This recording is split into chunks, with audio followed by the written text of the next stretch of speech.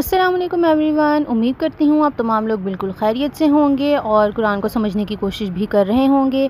काफ़ी अर्से से मैं कोई कुरान जर्नलिंग की वीडियो नहीं डाल सकी, कुछ मसरूफियात की वजह से। इंशाल्लाह मैं बहुत जल्द शुरू करूँगी दोबारा से अपलोड करनी। और कुछ दिन पहले मुझे एक मैसेज मिला जिसमें एक लड़की कह रही थी कि मुझे आप क्लोज़ से दिखा दें कि आपने क्या क्या इसके अंदर लिखा हुआ है। मैंने उनको बताया कि मैंने सिर्फ पॉइंट्स लिखे हैं। जैसे आप ये समझ लें कि जिस तरह जब हम स्कूल में या कॉलेज में क्लासरूम में बैठे होते हैं और टीचर हमारी कुछ बोल रही होती हैं और हम साथ साथ जल्दी जल्दी थोड़े से नोट्स लिख लेते हैं, और वो इसलिए होते हैं ताकि जब हम घर जाकर अपनी बुक खोलें और साथ अपने नोट्स खोलें तो हमें समझ आ जाए कि उस टाइम पे टीचर हमें क्या समझाने की कोशिश कर रही थी।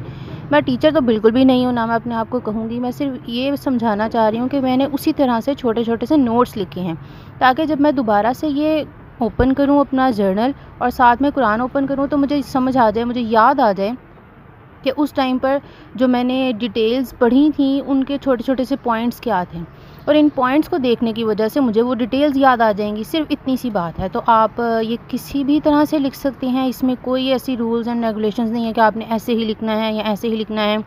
आपको बहुत ज़्यादा कलर्स अगर अच्छे नहीं लगते आप वो भी ना यूज़ करें, एक ही कलर से लिख लें।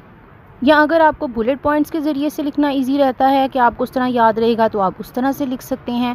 यानी आप किसी भी तरीके से जो आपको इजी लगे। उसके अलावा आप इंग्लिश में लिख सकते हैं, उर्दू में लिख सकते हैं, रोमन इंग्लिश में लिख सकते हैं, या जो भी आपकी लैंग्वेज है आप उसमें लिख सकते हैं। इसमें कोई भी ऐसा नहीं है कि आपने सिर्फ इंग्लिश में ही लिखना है या उर्दू में। मैंने कई जगह पर इंग्लिश लिखी है, कई जगह बीच में उर्दू के वर्ड यूज़ किए हैं, और कई जगह पर मैं रोमन इंग्लिश भी यूज़ करूँगी। तो इसमें सिर्फ यह है कि आपको समझ आनी चाहिए जो आपने उस टाइम पर समझा, और उसके आपने छोटे छोटे से पॉइंट्स लिख लिए। तो उम्मीद करती हूँ कि आपको ये समझ आ गई होगी, और जिन भी बहन ने मुझे ये रिक्वेस्ट की थी वो भी ये वीडियो देख लेंगी और उनको भी समझ आ जाएगी कि मैंने किस तरह से पॉइंट्स लिखे हैं, और अब वो जो हैं अपने तरीके से जैसे उनको ईजी लगता है वो ये पॉइंट्स लिख सकेंगे।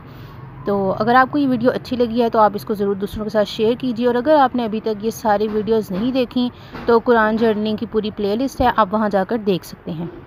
अल्लाह हाफ़िज़।